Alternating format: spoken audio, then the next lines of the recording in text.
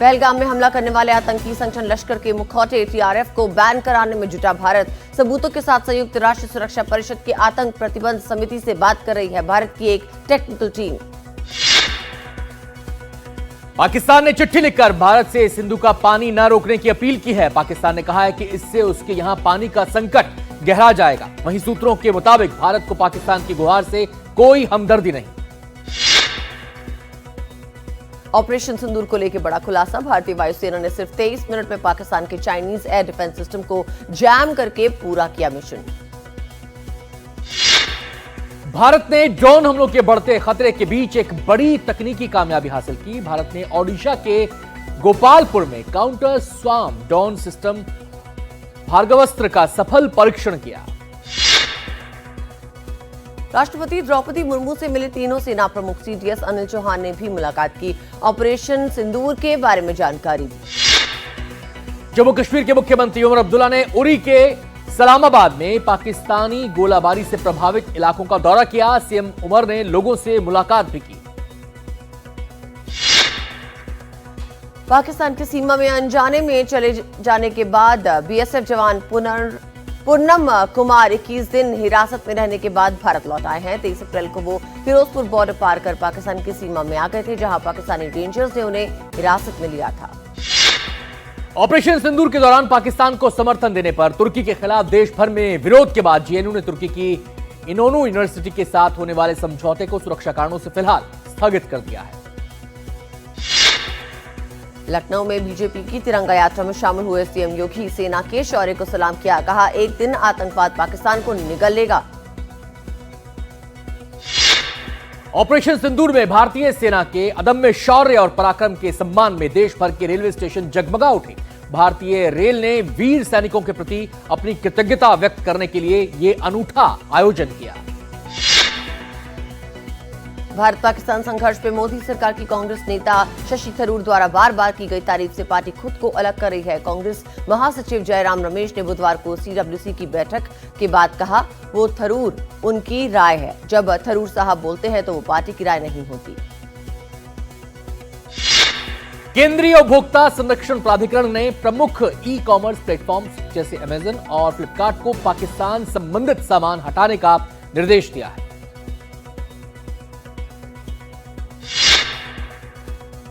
Federation of western India cine employees FWICE ने भारतीय film producer से अपील की है कि वो तुर्की को शूटिंग डेस्टिनेशन के तौर पर चुनने पर दोबारा विचार करें। इस संगठन का कहना है कि तुर्की लगातार पाकिस्तान का समर्थन कर रहा है, जो भारत के हितों के खिलाफ जाता है।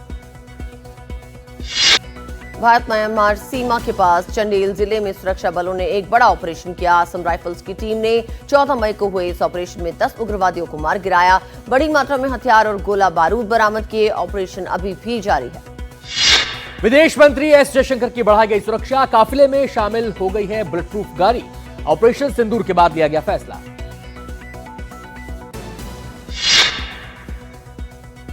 करेकुट्टा एनकाउंटर पर डीजी सीआरपीएफ और डीजीपी छत्तीसगढ़ की संयुक्त प्रेस वार्ता। मारे गए नक्सलियों की तस्वीर जारी की गई। 22 नक्सलियों की पहचान हुई।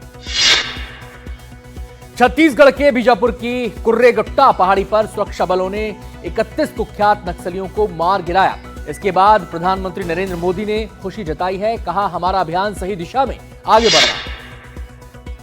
वक्फ कानून की संवैधानिक वैधता को चुनौती देने वाली याचिकाओं पर आज सुप्रीम कोर्ट में सुनवाई। सीजेआई बीआर गवई की बेंच सुनेगी मामला। कर्नल सोफिया कुरैशी पर विवादित बयान देने वाले मध्य प्रदेश के मंत्री विजय शाह पर केस दर्ज हो गया है। हाईकोर्ट के आदेश पर महू के मानपुर थाने में एफआईआर दर्ज हुई है। कांग्रेस नेता राहुल गांधी आज बिहार के दरभंगा में छात्रों से संवाद करेंगे। इस दौरान वो शिक्षा न्याय संवाद कार्यक्रम के तहत शिक्षा के मुद्दों पर चर्चा करेंगे। कैबिनेट ने 3,706 करोड़ के HCL फॉक्सकॉम संयुक्त उपक्रम को मंजूरी दे दी है। यह प्लांट यूपी में स्थापित किया जाएगा। यहां मोबाइल, लैपटॉप, ऑटोमोबाइल जैसे उपकरणों के लिए डिस्प्ले ड्राइवर चिप्स बनाए जाएंगे। देश के नए चीफ जस्टिस बने बीआर गवई। राष्ट्रपति द्रौपदी मुर्मू ने पद और गोपनीयता की शपथ दिलाई। 7 महीने का होगा कार्यकाल। बार काउंसिल ऑफ इंडिया ने विदेशी वकीलों और कानून फर्मों को भारत में अंतर्राष्ट्रीय कानून के मामलों में गैर मुकदमेबाजी मामलों में काम करने की अनुमति दे दी है। पंजाब में जहरीली शराब पीने से मजीठा इलाके में 2 और लोगों की मौत हो गई, जिसके बाद इस घटना में जान गंवाने वालों की संख्या बढ़कर 23 हो गई है। अयोध्या राम मंदिर परिसर में 5 जून को 14 अलग अलग मंदिरों की प्राण प्रतिष्ठा की जाएगी। श्री राम जन्मभूमि तीर्थ क्षेत्र ट्रस्ट के अनुसार प्राण प्रतिष्ठा के अवसर पर 3 जून से 5 जून तक 3 दिवसीय उत्सव मनाया जाएगा। उत्तर प्रदेश के कई शहरों के लिए हीट वेव अलर्ट। कई शहरों में तापमान 40 डिग्री के पार पहुंचा। रविवार तक हालात ऐसे ही बने रहने की आशंका। उत्तर प्रदेश के सहारनपुर में पारिवारिक विवाद के चलते 8 साल के बच्चे का उसके पड़ोसियों ने अपहरण कर हत्या कर दी। अपहरण और हत्या में शामिल मां बेटे को पुलिस ने बुधवार को गिरफ्तार कर लिया। छतरपुर के नौगांव से अपहरण की गई लड़की को पुलिस ने खोज निकाला। यूपी में छोड़कर वो फरार हो गए हैं आरोपी से, और नौगांव से करीब 40 किलोमीटर दूर हुई है ये बरामदगी। एसपी के इनाम घोषित करने के बाद 2 घंटे में ही सफलता मिली। बर्ड फ्लू के बढ़ते खतरे के बीच गोरखपुर और इटावा के बाद उत्तर प्रदेश सरकार ने लखनऊ और कानपुर के चिड़ियाघरों को भी 1 हफ्ते के लिए बंद करने का आदेश जारी कर दिया है। रणथंभौर टाइगर रिजर्व से राहत भरी खबर आई है, जहां बाघिन RBT 2302 ने 3 शावकों को जन्म दिया। ये बाघिन पहली बार मां बनी है। इसकी उम्र करीब 2.5 साल है। बाघिन के शावकों की तस्वीरें भी सामने आई, जिन्हें वन विभाग ने कंफर्म किया। हरियाणा के रोहतक में बड़ा हादसा हुआ है। सीवर की गैस की चपेट में आने से एक ही परिवार के 3 लोगों की मौत हो गई। लॉक सीवर का ढक्कन खोलने से यह हादसा हुआ। मुंबई पुलिस की बड़ी कामयाबी, 6 करोड़ से ज्यादा के ड्रग्स बरामद। पुलिस ने आरोपी ड्रग सप्लायर को गिरफ्तार किया। आरोपी के खिलाफ NDPS के तहत मामला दर्ज किया गया। एनडीटीवी की बालकनी से गमले हटाओ मुहिम का असर दिखाई दे रहा है। नोएडा अथॉरिटी ने सख्त कदम उठाए हैं। बालकनी में गमला रखने पर कड़े निर्देश जारी कर दिए गए हैं। दुर्घटना होने पर मुकदमा होगा। यूक्रेनी राष्ट्रपति व्लादिमीर ज़ेलेंस्की ने बुधवार को अपनी राष्ट्रीय संबोधन में कहा कि वो तुर्की में होने वाली आगामी सीज़फायर वार्ता के लिए ये देखने का इंतजार कर रहे हैं कि रूस से वहां कौन आएगा। गाजा पर इजराइल के हवाई हमलों में 48 लोगों की मौत हो गई है। अस्पताल सूत्रों के मुताबिक मारे गए लोगों में 22 बच्चे शामिल हैं। भारतीय मूल की अनीता आनंद कनाडा की नई विदेश मंत्री बनाई गई। प्रधानमंत्री मार्क कार्नी ने अपनी कैबिनेट में बदलाव किया और अनीता आनंद को विदेश मंत्रालय की जिम्मेदारी सौंपी। अनीता इससे पहले रक्षा मंत्री की जिम्मेदारी निभा चुकी हैं। अमेरिका के राष्ट्रपति डोनाल्ड ट्रंप ने बुधवार को सीरिया के अंतरिम राष्ट्रपति अहमद अल शरा से मुलाकात की। दोनों देशों के नेताओं के बीच 25 साल बाद यह पहली मुलाकात है। ट्रंप ने सीरिया पर बरसों से प्रतिबंध लगे हुए थे, उनको हटाने का भी संकेत दिया। डोनाल्ड ट्रंप ने कतर एयरवेज और बोइंग के बीच 160 बोइंग जेट्स की खरीदारी के लिए $200 बिलियन से अधिक के सौदे की घोषणा भी की।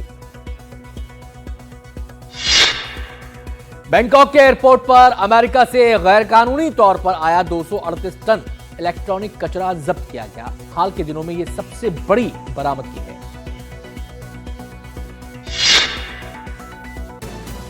चीन के चिंगदाओ में आयोजित AI robotics ecosystem development conference में रोबोट्स ने कई कौशलताओं का प्रदर्शन किया, जैसे रेड कार्पेट पर चलना, ताई ची करना, वॉशिंग मशीन चलाना, हाथ मिलाना और आगंतुकों से संवाद करना। Olympic gold medalist Neeraj Chopra को टेरिटोरियल आर्मी में लेफ्टिनेंट कर्नल की उपाधि मिली है। इससे पहले वो राजपुताना राइफल्स में सूबेदार के पद पर कार्यरत थे। 2016 में वो नायब सूबेदार के रूप में सेना में शामिल हुए थे। T20 लीग के बचे हुए मैचों में फ्रेंचाइजी को मिल सकती है अस्थायी रिप्लेसमेंट खिलाड़ियों की मंजूरी। हालांकि ये खिलाड़ी अगले ऑक्शन से पहले रिटेन नहीं किए जा सकेंगे। भारत पाकिस्तान तनाव के चलते रूकी लीग 17 मई से फिर से शुरू होगी। IPL 2025 और वर्ल्ड टेस्ट चैंपियनशिप फाइनल दोनों में शामिल 8 साउथ अफ्रीकन खिलाड़ी 25 मई तक भारत छोड़ सकते हैं। उनकी NOC के मुताबिक वो WTC के लिए जल्द रवाना होंगे। इस स्थिति पर CSA और BCCI के बीच बातचीत जारी है। BCCI विचार कर रहा है कि क्या IPL के बचे हुए मैचेस बिना चीयरलीडर्स और डीजे के कराए जाएं। पूर्व क्रिकेटर सुनील गावस्कर की सलाह के बाद बोर्ड जल्द इस पर फैसला लेगा। 17 मई से लीग की वापसी होनी है और बोर्ड इसे सादगी से आयोजित करना चाहता है। आर अश्विन ने कहा है कि रोहित शर्मा और विराट कोहली के एक साथ संन्यास लेने से टीम इंडिया में लीडरशिप का बड़ा खालीपन आया है। उन्होंने जसप्रीत बुमराह को अगला कप्तान बनाने की सिफारिश की है। 2014 में पीके के बाद अब एक बार फिर आमिर खान और डायरेक्टर राजकुमार हिरानी की जोड़ी साथ आ सकती है। रिपोर्ट्स के मुताबिक दोनों एक नई फिल्म के लिए एडवांस बातचीत में है, जिसका प्रोडक्शन 2026 में शुरू होने की संभावना है। फिल्म मेकर विवेक अग्निहोत्री ने अनुराग कश्यप पर बड़ा आरोप लगाते हुए कहा कि उनकी शराब पीने की आदतों से शूटिंग में दिक्कतें आई। अनुराग कश्यप ने जवाब देते हुए विवेक को झूठा आदमी करार दिया। विवाद सोशल मीडिया पर तेजी से ट्रेंड कर रहा है।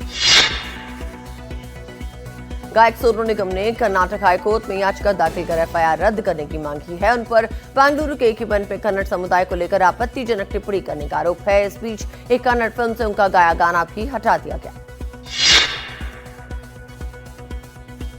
हिट फिल्मों तनु वेड्स बनू और शादी में जरूर आना के बाद अब प्रोड्यूसर विनोद बच्चन ला रहे हैं रोमांस और कॉमेडी से भरी नई पेशकश गिनी वेड्स सनी 2 में इस बार नई जोड़ी अविनाश तिवारी और मेधा शंकर नजर आएंगे। फिल्म को लेकर फैंस में काफी उत्साह है।